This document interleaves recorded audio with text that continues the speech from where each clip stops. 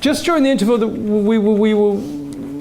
various questions points were made, and a couple I need to flag up. One simple is that I haven't mentioned, and I may not mention, that you have a right under the Act in quite a wide number of cases to advocacy. If you have a substantial difficulty in being involved in a process, or there's some dispute, and there is an advocate organisation around. Getting heard, I heard.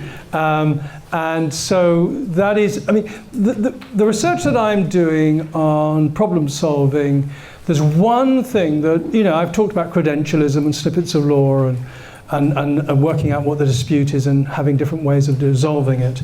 And I've only got one of these toolkits, but you can get them. I think they've got rid of 60,000 or something. But the single most important thing in solving a dispute, the single biggest issue for somebody who doesn't have a sort of network of influence and money, is support. I mean, it's obvious, but it's taken me several years to show that. You just need support. And it's not legal support, it's emotional support. Just, persevere and you'll be all right. And you just need somebody. And we've been talking about how exhausting it is and how demoralizing it is and how intimidating it can be too sometimes to say, look, I'm sorry, I've got a right to this. It just needs support, and advocacy can fulfill an important role. I think the most important role is for carers organisations like, Oxfordshire Carers Voice, and that's the crucial group. But you also need some other support sometimes for specific advocacy. Is that fair enough? Yeah. The other thing that was mentioned, and I really want to avoid the Mental Capacity Act and deputyship because it's too interesting, and you all get really. I want to talk about something much less interesting, but somebody mentioned the issue that is fairly common is that the person for whom you care is, let's say, in a care home or in a hospital or in some sort of other area, and the local authority says, well, you can't make decisions on their behalf. You can't see their file. We can't tell you this. It's a secret. And you say, well, why can't you tell me that? And they say, the Data Protection Act. There's a word that rhymes with rollicks. And that is just nonsense. The Data Protection Act doesn't stop you seeing anything. It's just that it permits you to see things if certain procedures have been followed. You can see anything pretty well, even personal, highly sensitive personal care. If somebody lacks the ability to say, you can see their file, you can see my care plan. If they lack capacity to make that, then whoever holds that information, a doctor, a care home manager, social services, they've simply got to make a best interest decision. Is it in your best interest, you the person that lacks capacity, that your wife, your husband, your daughter sees this information? And even if they don't see the whole file, is it in their they've got to know what your care plan is. And so that's all it is they have to make a best interest decision. And the General Medical Council for GPs has issued guidance to doctors, and it's true for everybody else, that if you have a patient who lacks capacity, one would assume that they would generally want those closest to them, their nearest and dearest, to know about their condition. So there's almost a presumption with close family members, if they lack capacity, that you do let them see this information, unless you know something about them or something that the person who lacks capacity said before they lost capacity that would call that into question. So, and that, at the beginning I gave you, I showed you some various books, and one of them was the Carer's Guide. It was that sort of Technicolor cover. If you go to the carer's guide, which you can download from my website, and you go to the very end of it, it's got information sharing section and confidentiality. But there's a lot of nonsense talked about carers, so we can't tell you this because it's confidential. If the person about whom you want information has got the capacity to agree that you see the information, and they just sign a form saying, I want my mother to see my information, that's fine. But if they don't want you to see it, then generally you're not going to be able to see it. Because confidentiality, the presumption is you don't breach it except in significant risk to life and limb stuff. Is that all right? Excuse me. But what about lasting power of attorney if you've got health? Well, if you've got a lasting power of attorney, it depends whether it's a financial one or a social welfare one. Health. You've got health and welfare. Pardon? They would speak to you then if you've got lasting power. I don't know why. Because if you've got a lasting power of attorney financial, then the banks will share the information with you. But the lasting power of attorney, the financial one, doesn't give you right to see personal. Health and welfare? Health and welfare, I think it would, if the person lacks capacity, yeah. If they give you a health and welfare, personal welfare. So if you get a power of attorney, if the person, before they lose capacity to make decisions, before they lose capacity to make a power of attorney, so you could have somebody with quite significant learning, God, I don't want to get involved in the Mental Capacity Act, but if somebody has the capacity to make an enduring power of lasting power of attorney, and they give you one, and there are two separate forms, one for finance, one for personal welfare. If they give you both of those, then that form should enable the local authority to give you the information, providing the local authority is satisfied the person lacks capacity in relation to that. Because the fact that a personal welfare attorney form has the court seal doesn't mean you lack capacity. So the local authority would then have to, or the care manager would have to ascertain themselves whether the person did have capacity on that question.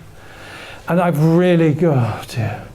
This is obviously another one, but we've got to move on. It's just too interesting. Can I just say briefly, just because you seem to presume that once you've got lasting power of attorney, you kind of nailed it, and I'm 6 months into your battle, having got lasting power of attorney with HMRC, who are continuing to send my parents like massive bills for a 16, 17 tax return, which I filled in on their behalf with enduring power of attorney, and then they went, nah. Guess what? We're going to land another 800 quid more fines with both these old people, even though you've paid just about the best bit of 400 quid. So really, that word that rhymes with Rolex is really very This is the theory, I'm telling you. Okay, we'll move on. So we were just going through, and I'm not going to go through, there's 9, they call them outcomes.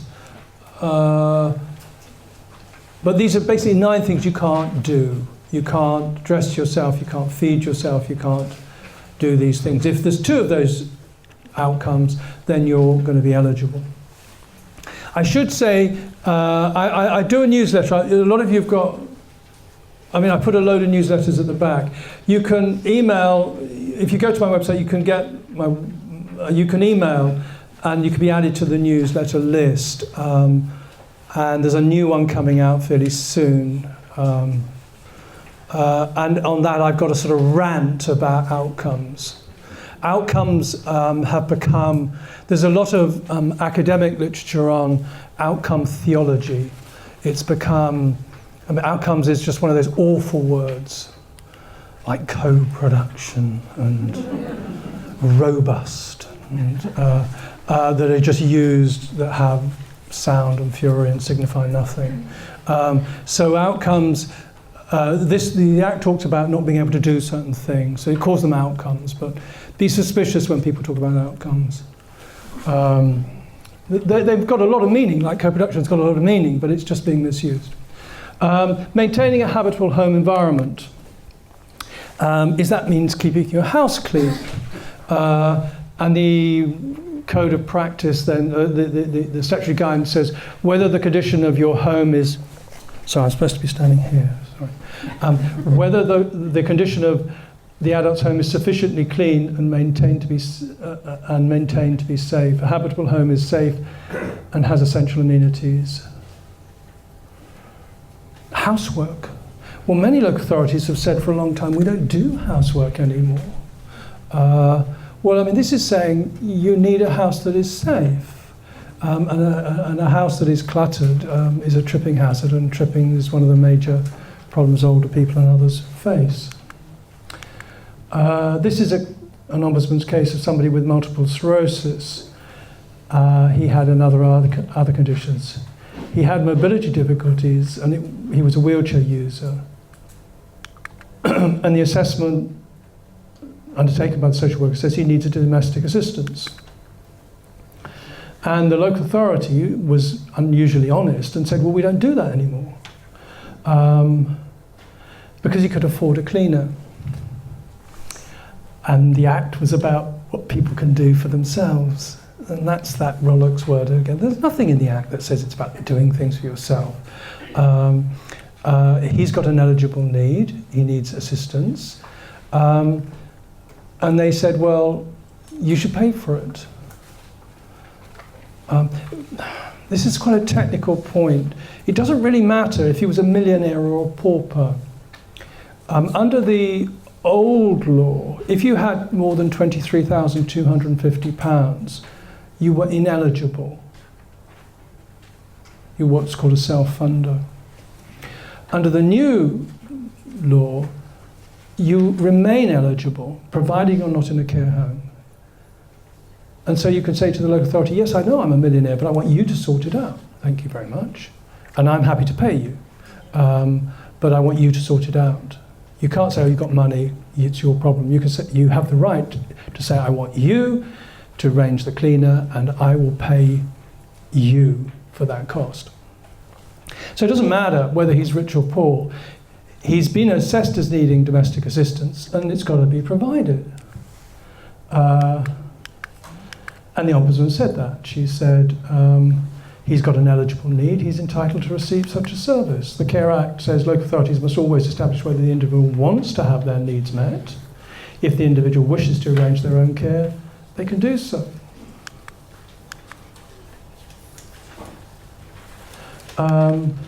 So this is again one of somebody who is getting a personal budget, i.e. they've been assessed as needing support.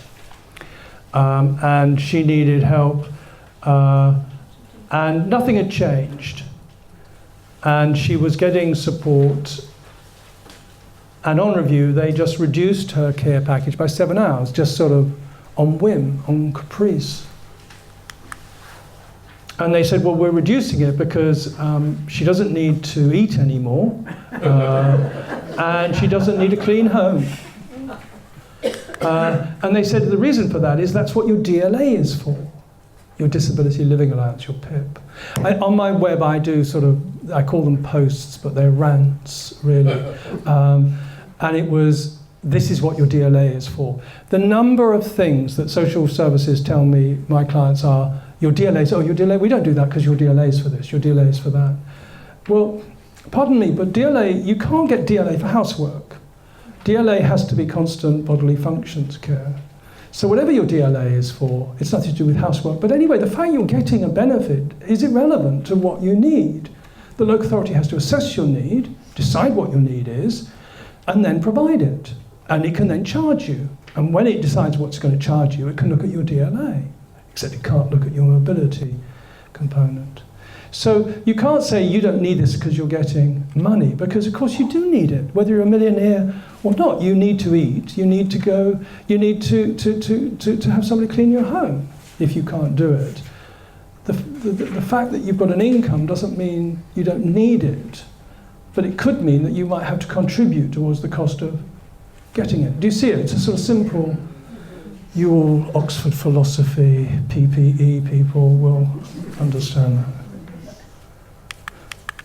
And the Ombudsman said that. She said the Care Act places duty on councils to assess need, decide what you need, And if because of your physical or mental condition you can't achieve these outcomes, and it has an impact on your well-being, you've got to do it. I can't see anything in the Care Act or the statutory guidance which allows council to require a person to use their benefits this way.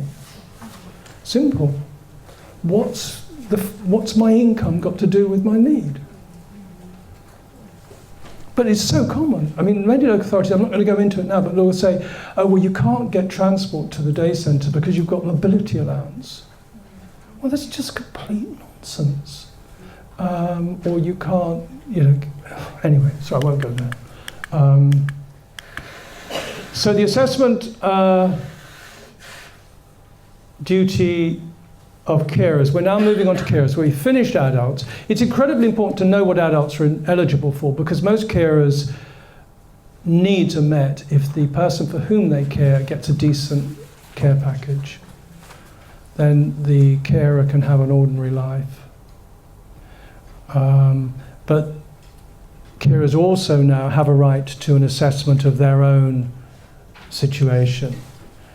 They don't have to be providing regular and substantial care. I've already looked at that. And they don't need to ask. They should be assessed as soon as the local authority is aware that they have a need. And once they have a need identified, then they must have that need met. Used to be a discretion, now it's a duty.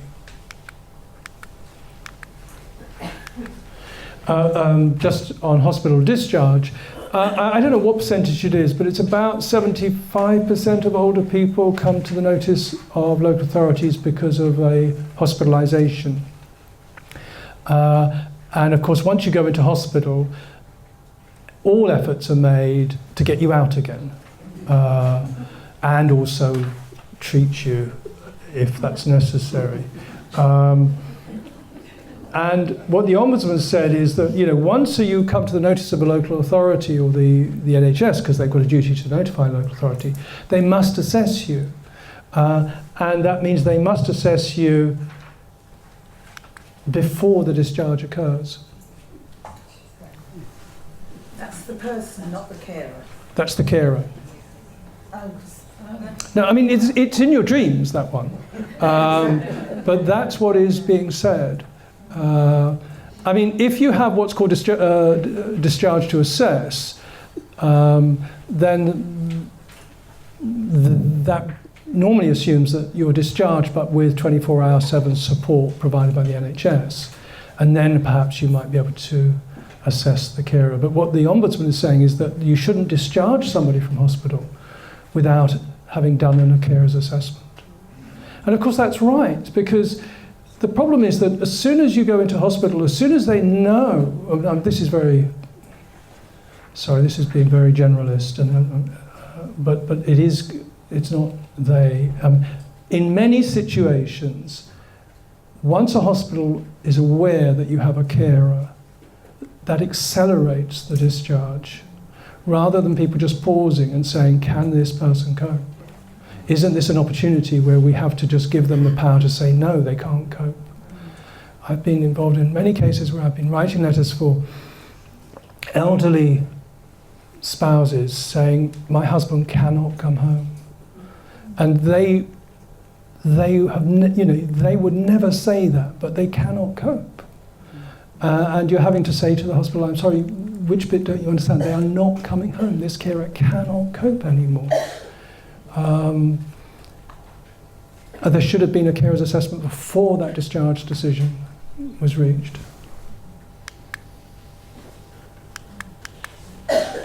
And of course, I've already said this, if you provide care, you have a right to an assessment. What is care? It doesn't have to be substantial, it doesn't have to be regular. What is care?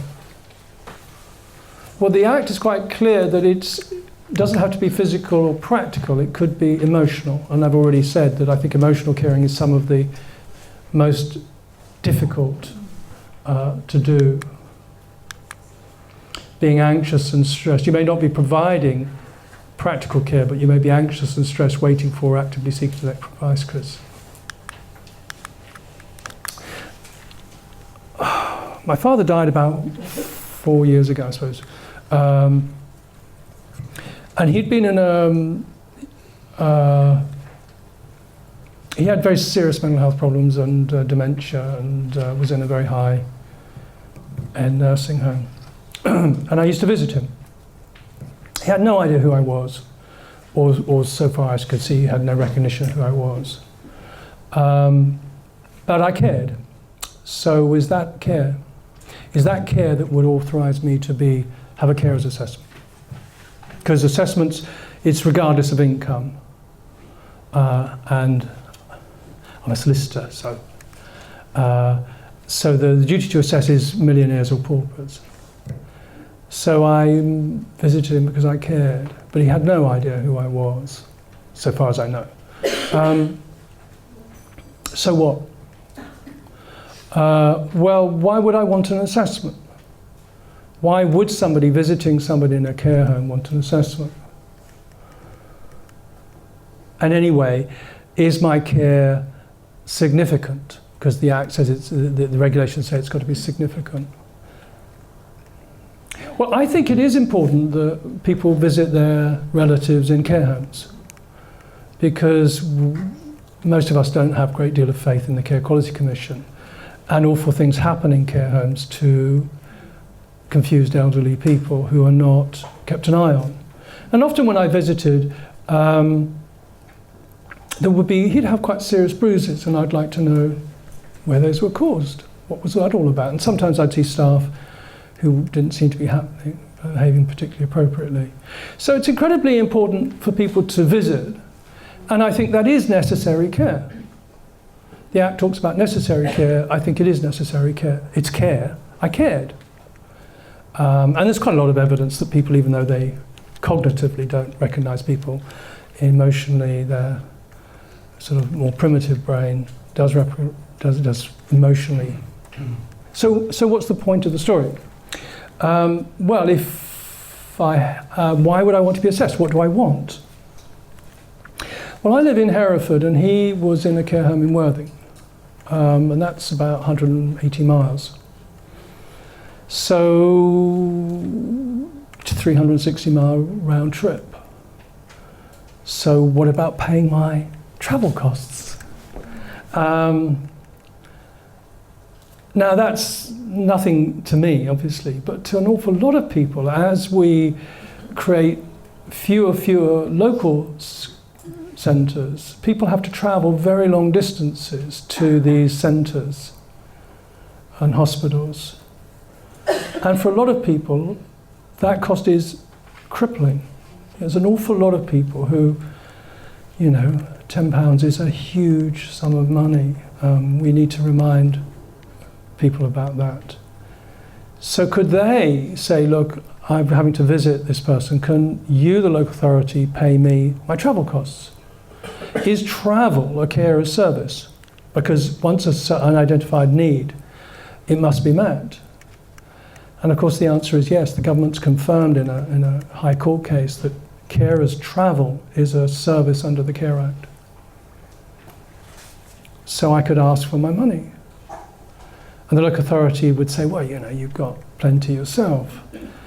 And the answer is, yeah, you could charge me, but you could only charge me if you've got a carer's charging policy. And most local authorities don't have a caring charging policy. So carers could ask, the High Court has confirmed that travel is a carer's service. And I know of no case where a carer has asked for their travel costs. I know one. Oh, you do? She fought in court, but she did get it. She did get it? She did, yeah. I know of one case. I was wondering about doing it. Yeah. It is a curious, I don't know whether I get anything. And of course, local authorities are short of money, but this is crippling costs for some families, I had a client once, and she had to decide whether she bought some shoes for her disabled children or she went to her father's funeral. That was the decision she made. So she decided to go without food for 4 days or something and squared that circle. Carers assessments, we've just got to really sort of unbundle that and think again about the impact caring is having, and a lot of those are cost impacts. As I've already said, carers are not assumed to be able or willing to provide or continue to provide care. This is carers of adults. I think the law is the same for disabled children. Although we've got parental responsibilities, that doesn't mean you've got to provide. There's no law that says you've got to look after your children. If you don't look after your children, they're taken into care. Or they're accommodated. And I go into that in a great detail. So if you're interested in the duties to look after disabled children and the limits to those, just look at the carers book I've flagged up that you can download. But for adults, it's in the law. You don't have to do it. Husbands have to maintain wives, and as I explained to my wife, she has to maintain me. But we don't, financially, but we don't have to care. So if we do, in theory, it's a voluntary activity. We have to assess the impact on well-being, and that list of well-being we looked at this morning, those things like going to work, training, leisure activities, social activities, though well-being criteria apply to disabled people and carers the same. They're exactly the same criteria. And they must look at the outcomes the carer wishes, and particularly work, education, training and recreation.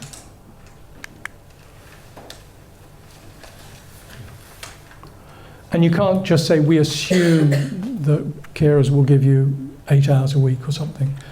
You assume nothing. You assume the carers will not do it unless they say that they are prepared to do it.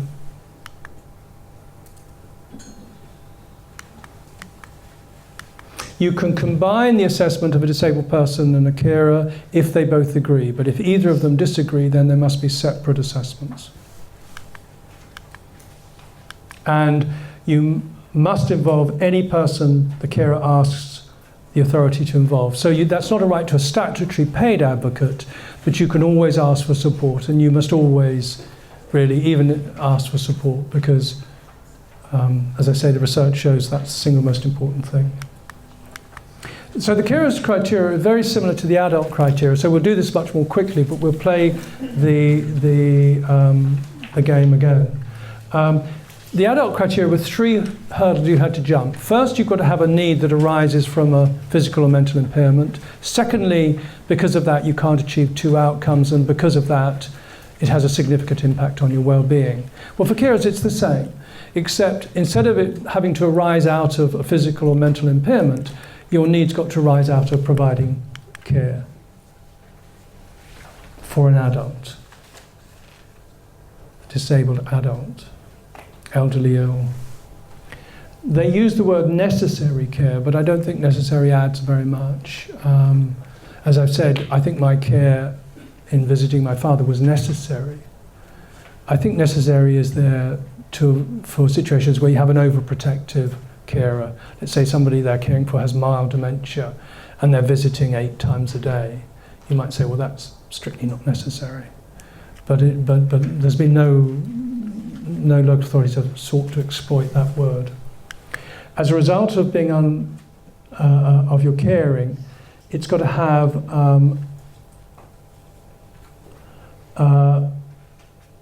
you've got to be unable to do one of the things on this list, and I'll go through that list. And as a consequence, it'll have an impact on you. So it's not 2 or more things on the list, it's just 1. And these are the outcomes.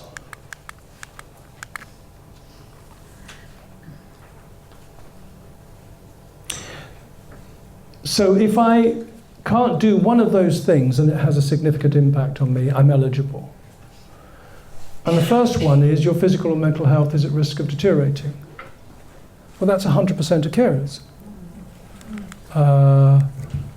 We'll look at that in a minute, as we'll see that I think it's something like 54% of carers have a caring-related health condition, and the other 46% are at risk of having a caring health condition.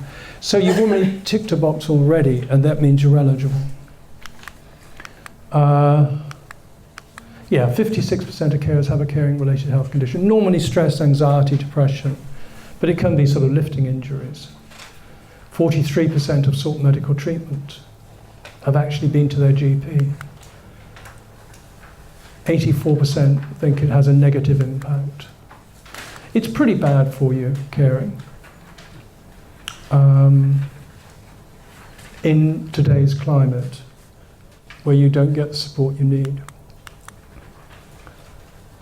This is where you are caring for an adult and you also have a child. And that's quite important because many of my generation are sandwich carers, caring for parent. Well, no, I'm too old. But I mean, younger people, you young people, are often sandwich carers, where you're caring for a parent perhaps and also a child. It doesn't have to be a disabled child. That's very, very common. So you're eligible, and even if your child is a disabled child, so you're a parent caring for a disabled child, that means you're dealt with under different legislation. But if you're also caring for another adult, any care for another adult, then you're entitled to an assessment under the Care Act. And there's a very nice example given by the statutory guidance called DIVIA. I like it a lot. I mean, many of you may not, I don't know how many of you are involved in disabled or in children's social care, but Divya's caring for her father who's terminally ill, and he's getting a good package of social care from the local authority. She lives at home, and he gets a direct payment to cover that. She lives at home. She's not part of that direct payment arrangement, but she lives and she obviously does care for him informally as well. But she's got 4 children. So she's eligible because she needs a break. She needs to get a social life, basically, which we'll look at. She's carrying responsibilities for a child. Well, she's got 4. But she's also caring for an adult, her father. And I love this because what the local authority do is they basically say, look, here's some money. And she uses the money to park the children in a holiday club thing. And then she goes out clubbing in the night. It doesn't say that. It says that she uses the money for her children to attend a summer play scheme so that she has free time to meet with friends and socialise. Now, most local authorities, children's services teams that I come across would have a fit if you suggested that. But of course, that's what somebody like Divya needs. She is 24/7 a carer. She's ceased to be Divya. She's just somebody who just does this stuff. And what she needs is a chance to be an ordinary person, to have an ordinary life, to do things that other people do. And so that would be transformative. I can't imagine. I mean, I'm sure Oxford would, because it's perfect, but it would be very unusual for a local authority to actually do something like that, which seems to be an innovative use.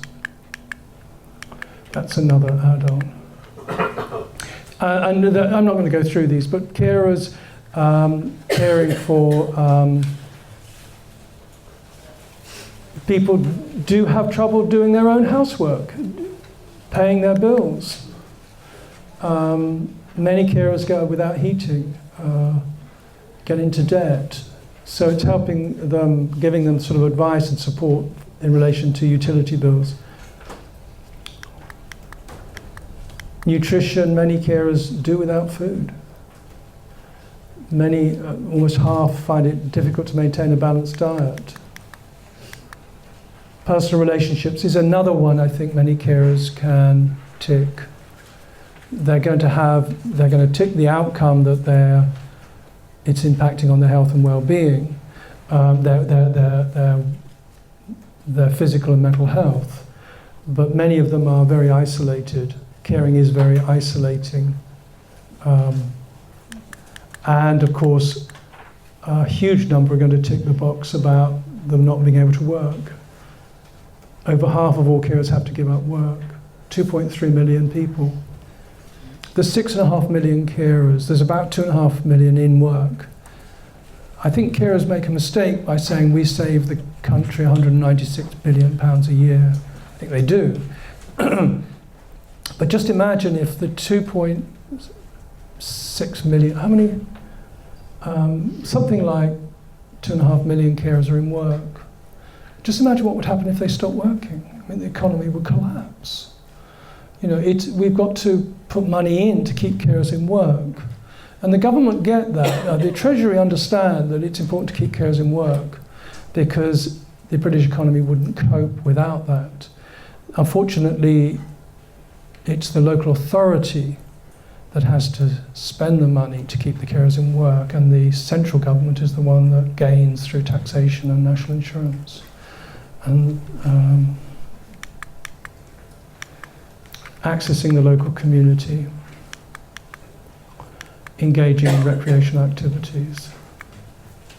And I've already looked at this. A local authority may meet a carer's needs for support in a way that involves providing care and support to the adult, even if the local authority would not be required to meet the adult's needs.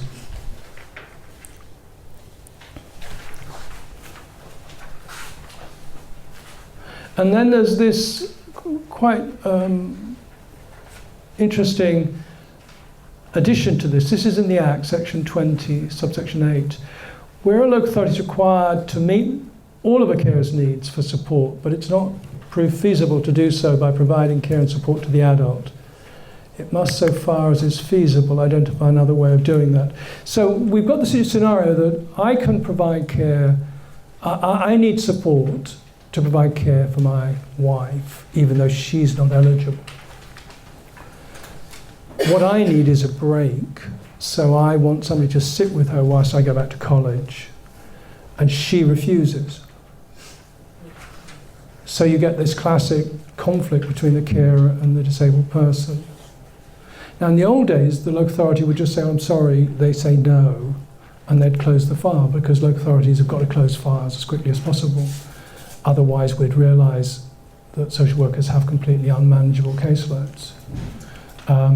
But in this case, they can't close the file because they've identified the carer as having a need.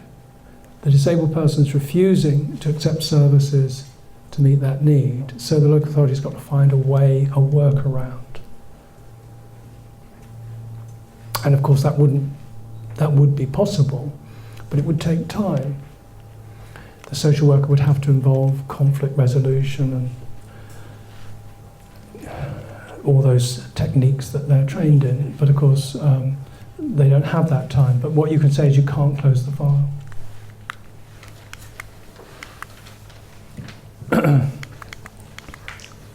And we've already looked at this. Instead of meeting the carer's needs by providing services for the disabled person, the carer could get services themselves. They could get this budget of £300 a year that seems to be handed out if you fill a form out in Oxford, or you could pay for them to go to relaxation classes, training, gym membership, adult learning development, a garden shed, I love that. Obviously just for blokes. A laptop. So you can use anything. You can be very imaginative. It could include, obviously, travel.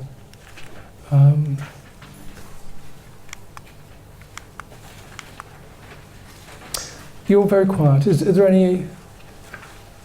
Can I ask you...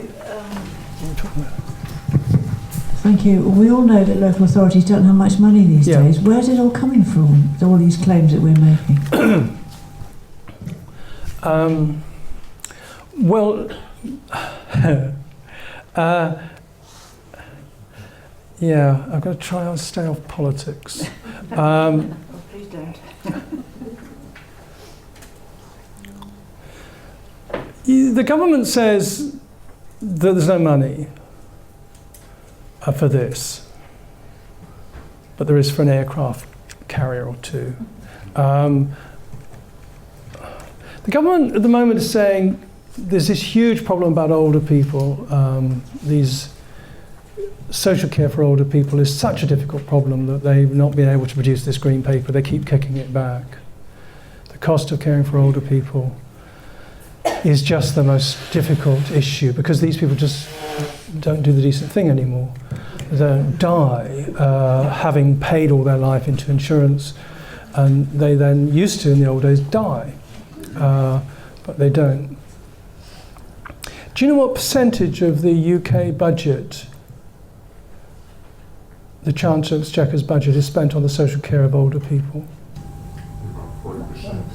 1%.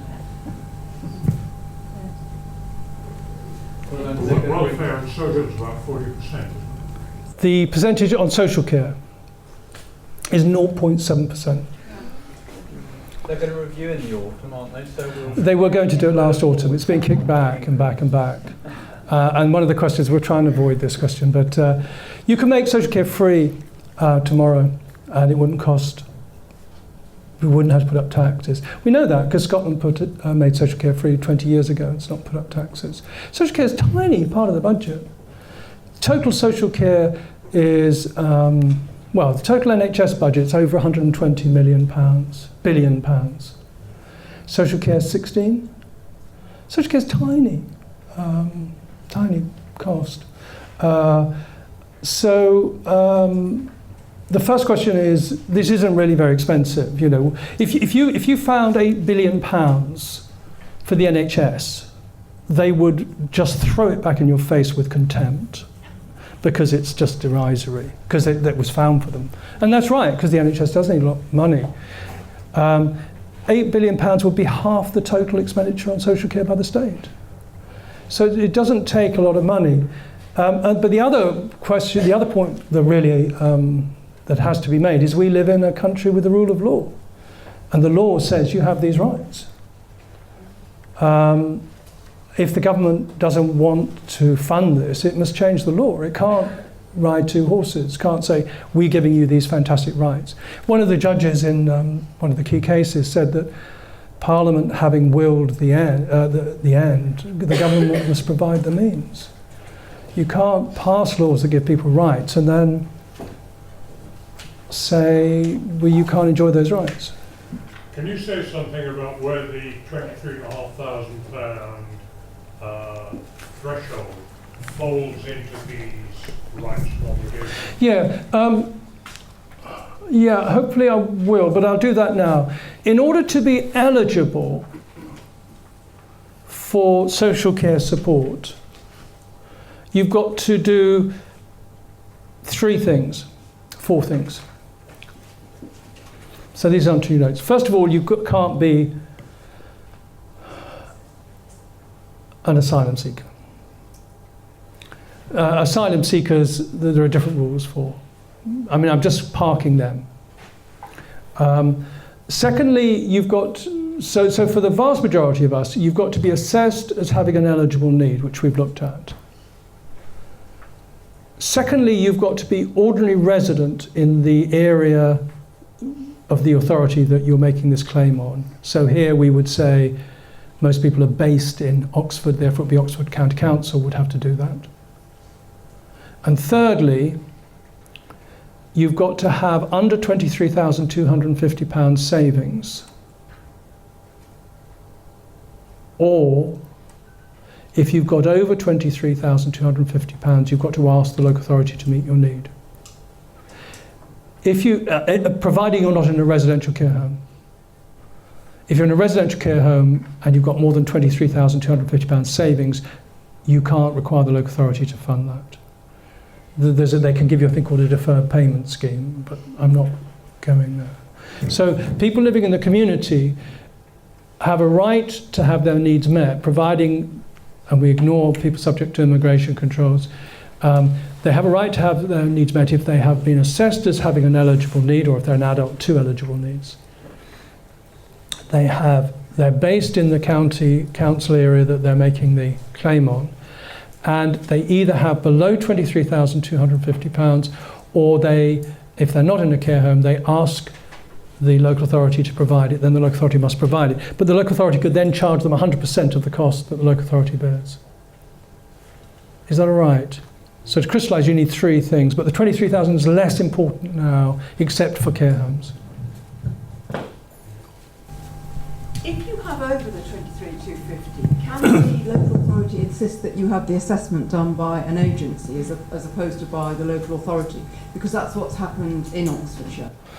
One of the big changes in the Care Act was that it allowed local authorities to delegate assessments. That was not lawful until the 1st of April 2015. So the local authority could delegate your assessment to an agency, yes, it could. And in Avon and North and East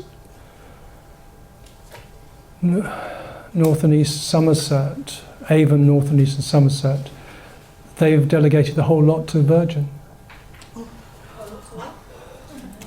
And that will increasingly happen. Local authority can now delegate anything for adults except safeguarding, direct payments and charging. Hi, I've just got a question about providers Yep.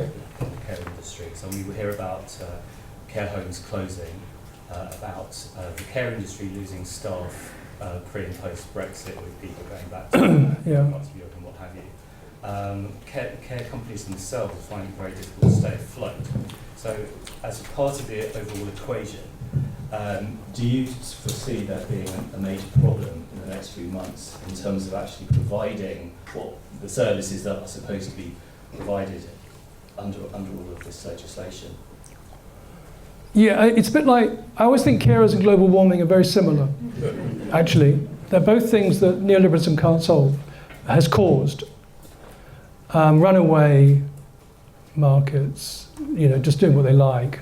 Ultimately, the environment holds them to account. And carers, because carers are just doing incredibly badly, and largely women, obviously, and their wages are just doing very badly.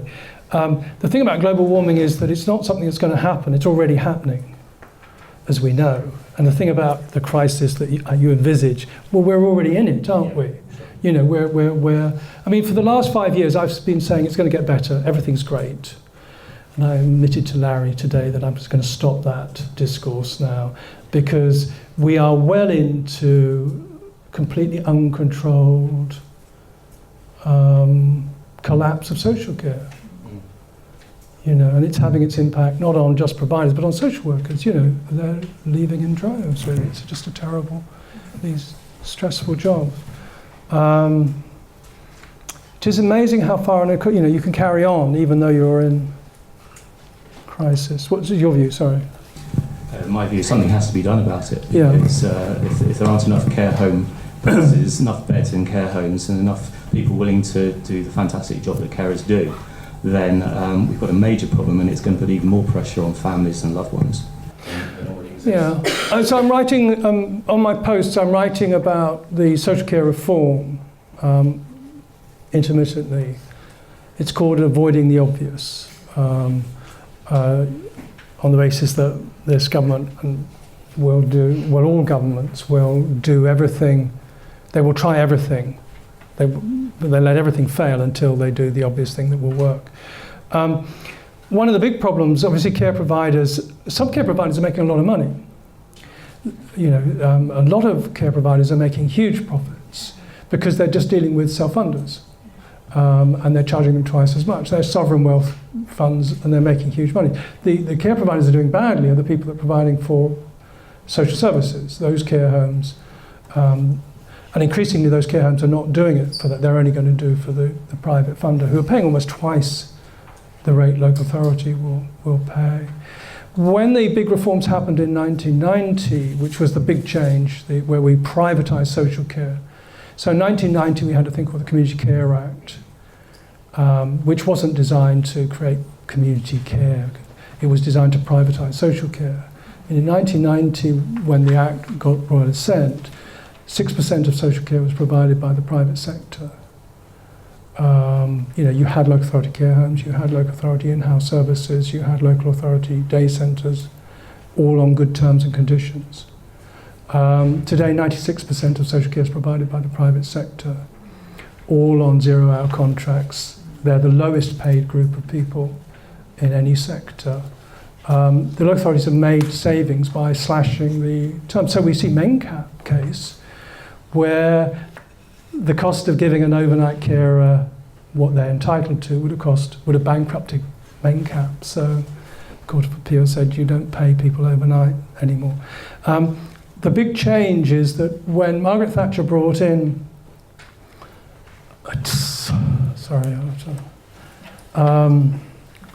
when the government brought in the 1990 Act, they talked about a mixed economy, private and public. And in a way, the collapse has happened because we don't have a public provider. Nobody thinks about the public providing care homes or nursing homes or home services anymore. And until we move back to a mixed economy, I think, well, it's going to get better very quickly. It's going to get very better. I think it will. I think when the pendulum swings, if you want to, I've written a, sorry, sort of rambling here, but I've written, if you go to my website, you'll see the introduction to my big, horrible community care book. And it's about, I've analysed the swings of social care back to 1531, because I'm obsessed with the poor law. Social care provision in this country since 1531 is like a pendulum swinging. And it's pretty well every 50 years, the pendulum swings. From really harsh austerity, like you have with the new poor law in 1834 and the creation of workhouses, to the sort of, so it's going really from gold standard to crazy economic policy of Malthus, and it's going backwards and forwards into neoliberalism. And it does swing periodically. I was a solicitor in the 70s, and I thought the welfare state would carry on forever. And it suddenly changed in 1979. And I didn't see that coming. And I think today we don't see the change that will come. But I've been saying that for 5 years.